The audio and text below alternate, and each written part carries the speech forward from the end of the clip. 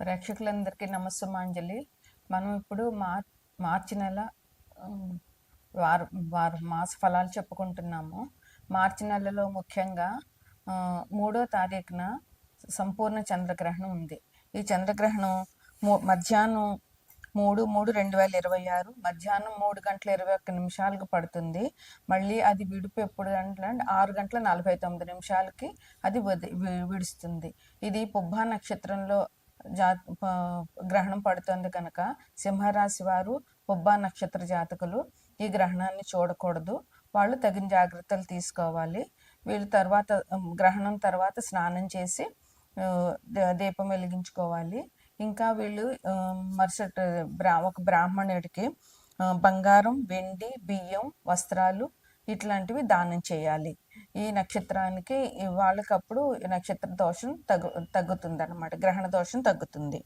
ఇక ఈ నెలలో ముఖ్యంగా 19వ తారీఖున ఉగాది పండుగ వచ్చింది.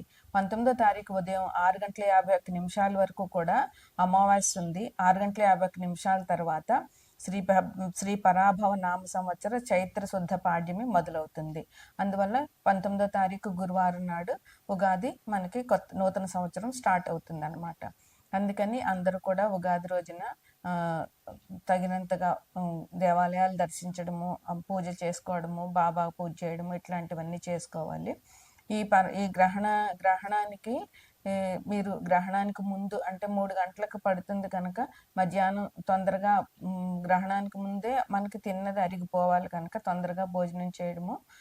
తర్వాత గ్రహణం ఒకవేళ ఏదైనా మంత్ర జపం చేసుకోవాలనుకున్న వాళ్ళు పట్టు స్నానం, విడుపు స్నానం అని చేస్తారు. అంటే 3:21 స్నానం చేసి కూర్చుని మంత్రాలు వాళ్ళకి వచ్చిన మంత్రం ఏదైనా ఉంటే అవన్నీ చదువుకోవడము, మళ్ళీ గ్రహణం అయిపోయినాక స్నానం చేయడము చేస్తే ఈ గ్రహణ సమయంలో మనం చేసే ఆరాధన చాలా బలీయమైంది. చాలా ఉత్తప్పుడు చేసిన దానికంటే ఇలాంటప్పుడు చేసింది 1000 రెట్లు ఫలం మనకి వస్తుంది అనమాట. ఏ మంత్ర జపం అయినా బాగా సిద్ధిస్తుంది. ఇది తప్పకుండా చేయవలసినటువంటి మార్చి నెలలో మనకు ముఖ్యమైనటువంటి విషయాలు. ఇక్కడ తదుపరి రాశి తులారాశి. తులారాశికి అధిపతి శుక్రుడు. తులలో చిత్త 3, 4 పాదాలు, హస్త, స్వాతి 4 పాదాలు, తర్వాత విశాఖ 1, 2, 3 పాదాలు ఉంటాయి.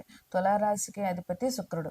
తులారాశిని లగ్నంగా చేసుకుంటే గ్రహాల సంచారం ఎలా ఉంది అంటే 4వ ఇంట్లో 5వ ఇంట్లో రాహువు, కుజుడు, కేతువు, బుధుడు, శుక్రుడు 5 గ్రహాలు ఉన్నాయి. 6వ ఇంట్లో శని ఉన్నారు. 9వ ఇంట్లోనేమో గురువు ఉన్నారు. కేతువేమో సింహంలో ఉన్నారు. అందువల్ల వీళ్ళకి శని 6వ ఇంట్లో ఉండడం వల్ల మంచిగానే ఉంటుంది. వీళ్ళకి తులారాశి వారికి కంపారిటివ్గా చూసుకుంటే బాగానే ఉండదు. బంధుమిత్రులను కలుస్తారు, వాళ్ళతో విందులు వినోదాలు చేసుకుంటారు, చాలా ఉల్లాసంగా ఉత్సాహంగా ఉంటారు. ధనం వ్యయం అవుతుంది, శుభకార్యాలు చేస్తారు. ఇంకేంటంటే విందులు వినోదాలు చేస్తారు. కొద్దిగా స్వల్పంగా అనారోగ్యం ఉంటుంది, కానీ అది పెద్దగా బాధించేటటువంటిది కాదు. ఇంకా ఆ కారణంగా కలహాలు వచ్చే అవకాశం ఉంటుంది. ఇంకా అపనిందలు, మీరు చేయని పని కూడా మీ మీద నిందలు వచ్చేటటువంటి అవకాశం ఉంది. అలాగే అనుకోకుండా గొడవలు అకస్మాత్తుగా వచ్చేస్తుంటాయి అన్నమాట. అవన్నీ చూసుకోవాలి. మీకు కొత్త పరిచయాలు ఏర్పడతాయి. ఆ కొత్త పరిచయాల వల్ల మీకు మంచి ఉత్సాహం వస్తుంది. వాళ్ళకి కూడా మీ పరిచయం ఆనందాన్ని ఇస్తుంది. వాళ్ళ పరిచయం వల్ల మీరు కొత్త విషయాలు నేర్చుకోవడము, మీకు సంఘంలో గౌరవ ప్రతిష్టలు పెరగడము ఇదంతా జరుగుతుంది అనమాట. శని 6వ ఇంట్లో ఉండటం వల్ల మీకు మంచి జరుగుతుంది. ఆయన శని అక్కడ ఉండి మీకు బలాన్ని చేకూరుస్తున్నాడు అనమాట. అది మీ కెరీర్లో అంటే మీరు వృత్తి వ్యాపారాల్లో మంచి అభివృద్ధిలోకి వచ్చే అవకాశం శని వల్ల ఉన్నది. అందువల్ల ఏ వృత్తి చేసే వాళ్ళైనా కూడా మీకు మంచి జరిగే అవకాశం ఈ నెలలో ఉంది. ఇంక వ్యాపారం చేసుకునే వాళ్ళకి వ్యాపారంలో మంచి లాభాలు వస్తాయి. అట్లాగే ఉద్యోగస్తులకి చాలా మంచి అవకాశాలు ఉన్నాయి. శని ఉద్యోగాలను కూడా ఇస్తాడు. అందువల్ల మీరు ఉద్యోగస్తులు కొత్తగా ఉద్యోగానికి అప్లై చేసుకుంటున్న వాళ్ళు, గవర్నమెంట్ ఉద్యోగాలకు టెస్టులు రాస్తున్న వాళ్ళకి కూడా మంచి అవకాశం ఉంది. మీ కెరీర్ బాగు చేస్తాడు. మీకు కీర్తి ప్రతిష్టలు కూడా తీసుకొచ్చే అవకాశం ఈ మాసంలో ఉందన్నమాట. ఇంక మీ శత్రువులందరూ కూడా మీకు వాళ్ళు ఓటమిని చూస్తారు. మీ వల్ల శత్రువులు కూడా ఓడిపోతారనమాట. ఇక మీకు 5వ ఇంట్లో రాహు ఉన్నారు. రాహు కోసం మీరు అమ్మవారిని రాహుకాలంలో దీపం పెట్టడము, అమ్మవారిని పూజ చేయడము, దుర్గాదేవిని పూజ చేయడము చేయాలి. శనికి ఇంకా మంచి జరగాలి అని అంటే కనుక మీరు శనివారం నాడు శనికి తైలాభిషేకం చేయడము, లేదా శివాలయంలో శివుడికి అభిషేకం చేయడం వల్ల శని బాధలు తొలగిపోతాయి. తులారాశి వారికి ప్రత్యేకమైన పరిహారాలు ఏమీ లేవు, నిత్య దీపారాధన చేసుకుంటే సరిపోతుంది. ఇది తులారాశి వారికి ఈ మాస ఫలితాలు. తదుపరి రాశి మేనరాశి. మేనరాశికి అధిపతి గురువు. మేనానికి పూర్వభద్ర 4వ పాదము, ఉత్తరాభద్ర 4 పాదాలు, రేవతి 4 పాదాలు ఉంటాయి ఈ రాశిలో. మీనరాశిని లగ్నంగా చేసుకుంటే లగ్నంలో శని ఉన్నారు, మిథునంలో గురువు ఉన్నారు, సింహంలో కేతు ఉన్నారు, వ్యయంలో రవి, రాహువు, శుక్రుడు, కుజుడు, బుధుడు, ఇన్ని గ్రహాలు వ్యయంలో ఉన్నాయి. ఇది మీనరాశి వారికి కూడా ఇది చాలా ఇబ్బందికరమైన పరిస్థితి.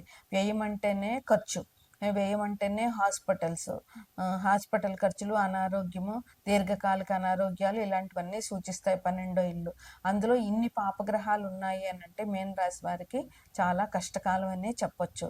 ఒక్క శుక్రుడు మంచి గ్రహం అయినా కూడా ఇన్ని పాపగ్రహాల మధ్య శుక్రుడు మాత్రం ఏమీ చేయలేడు. ఇంక లగ్నంలో శని, అందుకని వీళ్ళకి ఎటు చూసినా ముందు వెనక కూడా మంచిగా లేదు కనుక మీన రాశి వారికి ఈ సంవత్సరం చాలా కష్టమే. ఎందుకంటే శని ఈ సంవత్సరం అంతా కూడా లగ్నంలోనే ఉంటారు.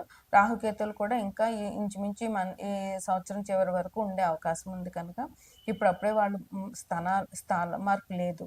ఇక ఒక్క శుక్రుడు మాత్రం 2వ తారీఖున కుంభం నుంచి మేనల్లోకి పెడతారు. రవి 15వ తారీఖున కుంభం నుంచి మేనల్లోకి పెడతారు. ఇంక ఎప్పటికీ రాహువు, బుధుడు కూడా ఎన్నాళ్ళు ఉండడు. రాహు మాత్రం వ్యయంలోనే ఉంటాడు కనుక ఆ ఇబ్బంది, రాహు వల్ల వచ్చేటటువంటి వ్యయాలు, ఖర్చులు, మోసాలు ఇవన్నీ కూడా భరించగలిగే శక్తి మీనరాశి వారు అలవాటు చేసుకోవాలన్నమాట. అట్లాగే అకారణంగా మీరు ఏం మాట మాట్లాడినా గొడవకి వెళ్ళిపోతూ ఉంటుంది.